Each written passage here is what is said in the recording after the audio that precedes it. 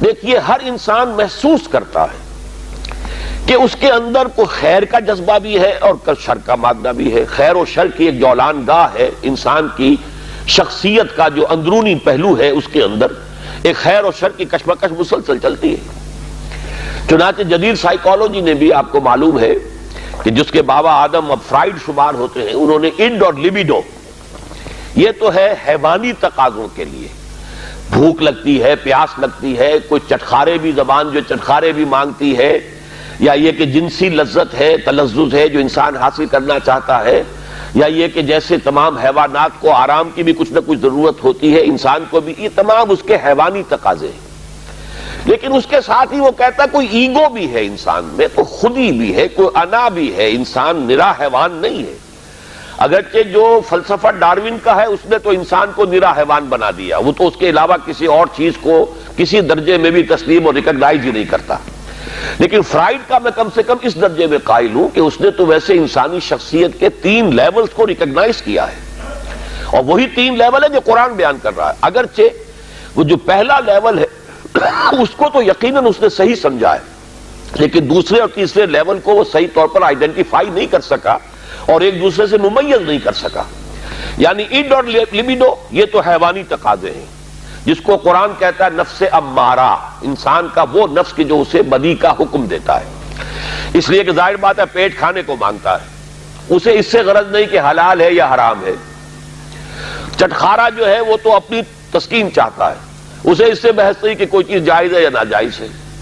شہوت کا جذبہ جب برانگیختہ ہوتا ہے تو اسے تو اپنی تسکین چاہیے، سیکشول گریٹیفیکیشن جسے آپ کہتے ہیں، سینشول گریٹیفیکیشن. اسے اس سے بحث نہیں کہ جائز راستہ ہے یا ناجائز راستہ ہے، لہذا وہ حد اعتدال سے تجاوز کرے گا، صحیح راستے سے ہٹے گا. یہ گویا کہ اس کی سرشت کے اندر ہے. اس لیے ان نفس لامارۃ بالسوء، یہ انڈ یا لیبیڈو ہو گیا. دوسرا لیول وہ کہتا ہے ایگو ہے. تیسرا وہ سپر ایگو کہتا ہے. اگرچہ قرآن مجید نے اس کے لیے 3 علیحدہ اصطلاحات استعمال کی، نفس، قلب اور روح. 3. سپر ایگو اصل میں روح ہے، لیکن وہ نہیں سمجھ پایا اس کو. اس کی ڈیفینیشن جو ہے سپر ایگو کی وہ بڑی مختلف ہے، لیکن یہ میرا اس وقت کا موضوع نہیں ہے. اس وقت میں صرف یہ چاہتا ہوں کہ ریکگنائز کریں کہ یہ انسان کے اندر 2 پہلو ہیں جن میں کشاکش ہے. ایمان مجھے روکے ہے تو کھینچے ہے مجھے کفر، کعبہ میرے پیچھے ہے کلیسا میرے آگے ہے. ہر انسان کو محسوس ہوتا ہے کہ ہے. اب اس میں ہر شخص یہ سمجھتا ہے کہ اگر کوئی شخص با ہمت ہے، دنیا میں کوئی بڑا کام کرنا چاہتا ہے، ایک تو یہ کہ عام آدمی ہے، حیوانوں کی سطح پر بس اپنے تقاضے پورے کیے اور زندگی بسر کر دی، بتا دی، جس کو میں کہا کرتا ہوں کہ زندگی اس نے نہیں بتائی، زندگی نے اسے بتایا ہے. زندگی نے اسے گزارا ہے، اس نے زندگی نہیں گزاری. زندگی تو وہ شخص گزارتا ہے جو اپنا کوئی ہدف معین کرتا ہے، کوئی آئیڈیل، کوئی آدرش، کوئی نصب العین وہ اس کی زندگی میں ہے، جس کے لیے وہ محنت کرتا ہے، بھاگ دوڑ کرتا ہے، اس کے حصول کی کوشش کرتا ہے. اب جو شخص بھی اپنے سامنے کوئی ہدف رکھے گا، مقصد رکھے گا، آدرش رکھے گا، اسے جو کام کرنا ہے اس میں اسے یقیناً اپنے نفسانی تقاضوں کو مارنا پڑے گا، دبانا پڑے گا. ساری رات سوئیں گے اگر پاؤں پھیلا کر تو زندگی میں کہاں اونچا مقام حاصل کریں گے.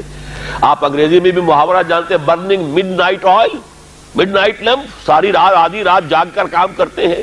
تبھی تو یہ کہ جو حضرت علی نے بھی کہا ہے کہ یغوث البحر من طلب العالی ومن طلب العلا سحر اللیالی. جو شخص چاہتا ہے کہ میں موتی سمندر کی تہہ میں سے نکال کر لاؤں تو اسے ظاہر بات ہے کہ اسے سمندر میں غوطہ لگانا پڑے گا. اسی طریقے سے جو زندگی میں اونچا مقام چاہتا ہے اسے راتوں کو جاگنا پڑے گا. ومن طلب العلا سحر اللیالی ومن طلب العلا من غیر قد اضاع العمر فی طلب المحال. بغیر محنت اور کوشش کے اگر کوئی شخص چاہتا ہے کہ کوئی اونچا مقام حاصل ہو جائے تو وشفل تھنکنگ میں وہ اپنی زندگی ضائع کر بیٹھتا ہے، کوئی اونچا مقام حاصل نہیں کر سکتا. گویا کہ کوئی بھی صاحب ہمت آدمی دنیا میں کوئی کام نہیں کر سکتا جب تک کہ اپنے حیوانی تقاضوں کو ذرا دبائے نہ، قابو میں نہ رکھے، اپنے کنٹرول میں نہ رکھے. اس کے لیے لفظ ہے سیلف کنٹرول، ضبط نفس. یعنی ہمارے اندر جو ہماری خودی ہے، مانوی شخصیت ہے. میں اس وقت ایگو اور سپر ایگو ان دونوں کو جمع کر کے لفظ استعمال کر رہا ہوں. انا، یہ جو ہماری انا ہے، میں، یہ میں جو ہے یقیناً میرے اس حیوانی وجود سے علیحدہ شے ہے. جب میں کہتا ہوں میرا جسم وہ میں کون ہے جس کا کہ یہ جسم ہے؟ وہ میں کوئی علیحدہ شے ہے نا اس سے. میری آنکھ، میرے کان، میرا سر، میرے پاؤں، میرا ہاتھ، میری ٹانگیں، یہ سب کچھ تو میرا جسم، میرا وجود. میں کون ہے؟ وہ انا ہے، وہ خودی ہے، وہ ایگو ہے، وہ سیلف ہے. تو یہ جو خودی ہے، یہ جو سیلف ہے، یہ جو انا ہے، یہ جو ایگو ہے، یہ اگر اتنا قوی نہیں ہے کہ وہ اپنے حیوانی تقاضوں کو کنٹرول میں رکھ سکے تو پھر زندگی میں کوئی بڑا کام وہ نہیں کر سکتا. پھر زندگی اسے گزار جائے گی، وہ زندگی بسر نہیں کرے گا. تو گویا کہ ضبط نفس ہر صاحب ہمت اور کسی بھی صاحب مقصد انسان کے لیے لازم ہے کہ وہ اپنے نفس کو کنٹرول کرے. اب ظاہر ہے اس کے لیے یہی کرنا پڑے گا تاکہ ہم اپنے آپ کو خوگر بنائیں، بھوک کا، پیاس کا، سختیوں کا، رات کو جاگنے کا، مشقتیں جھیلنے کا خوگر بنائیں. تو روزہ گویا کہ بالکل واضح طور پر سامنے بات آ گئی، اور یہ سب سے اونچا لیول سمجھ لیجئے جس کو ہم کہیں گے رائٹنگ آن دی وال. جیسے پانی زمین پر ہمیں بہتا ہوا دریا کا نظر آ رہا ہے، سرفیس واٹر، یہ گویا کہ اس کے مطابق سیلف کنٹرول، ضبط نفس کی ایک مشق ہے روزہ. بھوکا رہنا، پیاسا رہنا، تاکہ ہماری خودی، ہماری انا، ہمارا سیلف، ہماری ایگو، وہ ہمارے اڈ اور لیبیڈو پر، حیوانی تقاضوں پر، ان کے اوپر پوری طرح قابو یافتہ ہو. اب اس کی مثال یوں سمجھیے کہ جیسے گھوڑا اور اس پر سوار. یہ ہماری خودی یا انا یا سیلف جو ہے یہ سوار ہے، اور ہمارا یہ جسم گھوڑا ہے. اب اگر گھوڑا جو ہے سرکش ہے اور منہ زور ہے اور سوار کے قابو میں نہیں ہے، تو اس کا مطلب تو یہ ہے کہ سوار کی زندگی اس کے رحم و کرم پر ہے، جہاں چاہے گا پٹک دے گا، جدھر چاہے گا نکل جائے گا. لیکن اگر سوار جو ہے وہ طاقتور ہے، مضبوط ہے، گھوڑے کے اوپر اس نے قابو کیا ہوا ہے، اس کی دونوں رانے جو ہیں وہ بھی گھوڑے کو محسوس ہو رہی ہیں کہ میری پسلیوں کے اندر پوری قوت کے ساتھ دسی ہوئی ہیں، لہذا وہ گھوڑا جو ہے اب حکم مان رہا ہے اپنے سوار کا. تو اب یہ کہ انسان جو ہے اس سواری کے ذریعے سے اپنا جو بھی مقصد ہے، جو منزل ہے، وہاں تک پہنچ جائے گا. تو ہماری انا یا خودی یا سیلف، یہ ایگو، یہ ہمارا وہ سوار ہے جو ہمارے اس حیوانی وجود کے گھوڑے پر، مرکب پر سوار ہے. اگر تو یہ خود ہی مضبوط ہے، توانا ہے، طاقتور ہے، کنٹرول میں ہے، تو یہ جو جسم ہے، یہ حیوان جو ہے، یہ گویا کہ اب اس کے تابع ہو گیا اور وہ اپنے مقصدی زندگی کے حصول کے لیے اس کو استعمال کرے گا. اور اگر یہ کمزور ہے، اس کی انا یا خودی، تو پھر تو وہ زندگی جو ہے اور اس کے حیوانی تقاضے اسے جس طرح چاہیں گے استعمال کر دیں گے. تو پہلی بات ہوئی کہ یہ ضبط نفس ہے. اور ایک بات یہاں پر تھوڑی سی اور واضح کر دوں، اسلام نے سیلف انیہیلیشن کی اجازت نہیں دی ہے، سیلف کنٹرول کی اجازت دی ہے. یہ جو راہبانہ تصورات رہے ہیں دنیا کے مذاہب کی جو تاریخ ہے، اس میں تو سیلف انیہیلیشن، اس نفس کو کچل دو، کچل دو، کچل دو. جیسی جیسی تپسیائیں ہندو یوگی کرتے رہے ہیں، یا جیسی جیسی ریاضتیں، رہبان جو ہوتے تھے حضرت عیسیٰ علیہ السلام کے ماننے والے عیسائی راہب، اگر آپ ہسٹری آف کرسچین موناسٹسزم پڑھیں گے تو واقعی رومتے کھڑے ہو جاتے ہیں کہ کتنی تپسیائیں اور کتنی ریاضتیں سخت وہ لوگ کرتے تھے. لیکن یہ اسلام میں نہیں ہے. لا رہبانیت فی الاسلام. اسلام نے تو کہا یہ تمہارا وجود تمہارا گھوڑا، اسے استعمال کرو، بس تمہارا کنٹرول اس پر ہونا چاہیے، تم اس کے تابع نہ ہو جاؤ، یہ تمہارے تابع رہے. یہاں تک کہ حضور نے حضرت عبداللہ ابن عمرو بن العاص رضی اللہ تعالی عنہما، ان کی ایک حدیث بھی ہمیں آج پڑھنی ہے. حضرت عمرو بن العاص جو ہیں وہ تو بڑے سیاستدان اور جرنیل، وہ تو اور طرح کے انسان تھے مزاجی اعتبار سے، اور یہ جو ان کے بیٹے ہیں عبداللہ ابن عمرو بن العاص، یہ انتہائی زاہد و عابد، انتہائی زاہد، ہر روز روزہ اور پوری رات کھڑے ہیں، نوافل پڑھ رہے ہیں. تو حضور کو جب معلوم ہوا، بلایا، یا عبداللہ اولم اخبر انک تصوم الدہر و تقوم اللیل. اے عبداللہ، مجھے تو یہ خبر دی گئی ہے کہ تم ساری رات کھڑے رہتے ہو، نماز پڑھتے ہو، نہ تمہارا سروکار اپنے گھر والوں سے ہے، نہ بیوی سے کوئی تعلق ہے، نہ کسی اور سے ہے، اور پورا ہر روز روزہ رکھتے ہو. انہوں نے عرض کیا، بلا یا رسول اللہ، حضور ایسا تو ہے، کیسے انکار کرتے؟ فرمایا لا تفعل، ہرگز مت ایسا کرو. فَإِنَّ لِنَفْسِكَ عَلَيْكَ حَقًّا. ذرا یہ حدیث کے ان الفاظ کو نوٹ، تمہارے نفس کا بھی تم پر حق ہے. اس نفس کو کچلنا نہیں ہے، اس کو کل نہیں کرنا ہے، سیلف انیہیلیشن نہیں ہے، اس کا بھی حق ہے. تمہارا حق ہے کہ تم اپنے نفس کو تغذیہ بھی فراہم کرو، تقویت بھی دو، اس کے تقاضے پورے کرو، اس کے لیے مناسب وقفہ آرام کا بھی رکھو. یہ نفس کے بھی حقوق ہیں. وَإِنَّ لِنَفْسِكَ عَلَيْكَ حَقًّا وَإِنَّ لِزَوْجِكَ عَلَيْكَ حَقًّا وَإِنَّ لِزَوْرِكَ عَلَيْكَ حَقًّا. تمہارے نفس کا بھی تم پر حق ہے، تمہاری بیوی کا تم پر حق ہے، تمہارے جو بھی آنے والے ملنے والے ہیں، وزٹرز ہیں، زیارت کرنے والے، ان کا بھی تم پر حق ہے. تو سب کا حق ادا کرنا ہے. تو اس نفس کا بھی حق تو ادا کرنا ہے، لیکن اسے کنٹرول میں رکھنا ہے. تو پہلی بات تو یہ سمجھ میں آئی کہ صوم ایز سچ، ابھی رمضان کا ہم نے کوئی تذکرہ نہیں کیا. یہ صوم جو ہے، کھانا پینا کچھ عرصے کے لیے روکنا، کچھ اور اپنی خواہشات پر قدغن لگانا، یہ گویا کہ ایک ایکسرسائز کے طور پر سامنے آئی سیلف کنٹرول کے لیے. لیکن اس سے اگلا مرحلہ آتا ہے. اگر یہ ایکسرسائز میں نے خود معین کی ہوتی تو اس کا مسئلہ کچھ اور ہوتا. لیکن چونکہ یہ ایکسرسائز جس کا نام صوم ہے، یہ اللہ نے فرض کی ہے.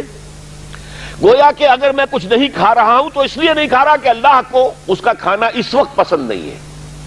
میں اگر نہیں پی رہا ہوں تو اس لیے نہیں پی رہا کہ اللہ کی طرف سے اجازت نہیں ہے. میری منقوہ بیوی موجود ہے، لیکن میں اگر اس سے اس وقت ہم بستر نہیں ہو رہا تو اس لیے نہیں ہو رہا کہ میرے رب کا حکم نہیں ہے. گویا کہ اب یہاں کیا معاملہ ہوا کہ خودی کو مضبوط کرو، لیکن پھر اسے خدا کے سامنے جھکا دو. یہ جب انسان کی خودی مضبوط ہو، پہلا مرحلہ تو یہ ہے.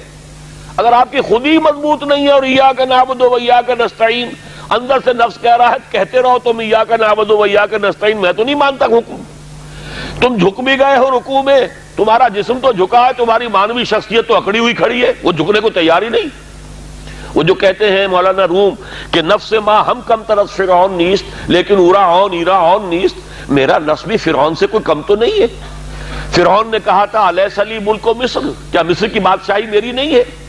وہذہ الانہار تجری من تحتی، اور یہ سارا اریگیشن سسٹم میرے کنٹرول میں، جس کو چاہوں پانی دوں، جس کو چاہوں روک دوں. اسی طرح میرا جسم کہتا ہے، میرے اندر کا نفس کہتا ہے یہ میرا وجود ہے، اس میں میرا حکم چلے گا، میں نہیں جانتا کیا حلال کیا حرام، کون خدا کیا اس کے احکام. تو یہ جو نفس کہتا ہے نفس ما ہم کم طرز فرعون نیست لیکن اورا اون ایرا اون نیست، چونکہ فرعون کے پاس لاؤ لشکر بھی تھا، اس نے ڈنکے کی چوٹ بھی کہہ دیا انا ربکم الاعلی. میرے پاس لاؤ لشکر نہیں ہے، میں کہہ تو کچھ نہیں سکتا، لیکن میرا نفس اندر سے یہی کہتا ہے کہ یہ میری اقلیم ہے، یہ میری سلطنت ہے، اس پہ میری مرضی چلے گی. اس حوالے سے جب تک کہ انسان کی خودی جو ہے قابو یافتہ نہیں ہے اپنے وجود پر، اس وقت تک اس کا یہ کہنا ایاک نعبد و ایاک نستعین بے معنی ہے، اس کا کوئی مفہوم ہی نہیں. میں اس کی مثال یہ دیا کرتا ہوں کہ فرض کیجئے شہنشاہ اکبر کا دور ہے یا شاہجہاں کا یا جہانگیر کا، اور کوئی ہندو راجا کہیں کا تھا، اس سے پہلے باغی تھا، اب وہ حاضر ہوا ہے سر اطاعت خم کرنے کے لیے.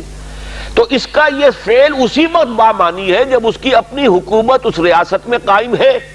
اگر معلوم ہو کہ وہ تو وہاں بغاوت ہو چکی، وہاں تو کسی اور کی حکومت ہے، اب یہ آیا ہے اطاعت قبول کرنے کے لیے، تو اس کا آنا بے معنی ہے. بالکل یہی ہے ہمارا، جب میرا اپنے وجود پر کنٹرول ہی نہیں تو میں کس چیز شے کو اللہ کے سامنے پیش کر رہا ہوں. اسلمت وجہی الیک اللہم انی وجہت وجہی الیک واسلمت نفسی الیک، اے اللہ میں نے اپنے نفس کو تیرے سامنے جھکا دیا ہے، تیرے سامنے سرنگوں کر دیا ہے. وہ نفس تو میرا کہنا مان ہی نہیں رہا. تو پہلی بات تو یہ ہے کہ خود ہی اتنی طاقتور ہو کہ وہ اپنے وجود کے اوپر حکمران ہو، پھر وہ اپنی پوری شخصیت کے ساتھ اللہ کے سامنے جھکے. جب یہ مضبوط اور توانا خودی خدا کے سامنے اپنے آپ کو گرا دیتی ہے، بچھا دیتی ہے، اس کا نام تقویٰ ہے، اللہ کا تقویٰ. وہ کیفیت نفس کی جس میں ایک یوں سمجھئے وہ شخصیت جو سپلٹ نہیں ہے، جو کہ آرگینک ہول کی حیثیت سے یہ ایک شخصیت ہے، اور اس کے اندر اس کی خودی جو ہے حاکم اور حکمران ہے. وہ خودی اب اپنے آپ کو اللہ کے سامنے سرنگوں کر رہی ہے، اور اس نے اپنے آپ کو اللہ کے حوالے کر دیا ہے. اسلمت نفسی الیک وفوضت امری الیک واسنبت ظہری الیک. اے اللہ، یہ رات کی دعا ہے جب حضور سوتے ہوئے دعا، جب آپ اپنا رخ کر لیتے تھے کعبے کی طرف داہنے ہاتھ کروٹ لے کر، اللہم انی وجہت وجہی الیک واسلمت نفسی الیک وفوضت امری الیک واسنبت ظہری الیک. بڑی پیاری دعا ہے. لیکن یہ ساری چیزیں بامانی اس وقت ہوں گی جب آپ کی خودی اتنی طاقتور ہے کہ اپنے وجود پر حکمران ہے. تو گویا کہ ضبط نفس، لیکن اس سے آگے بڑھ کر ضبط نفس کے ساتھ اللہ کی اطاعت، اور اس کا تقوی در حقیقت یہ ہے غرض و غایت اس ریاضت یا عبادت صوم.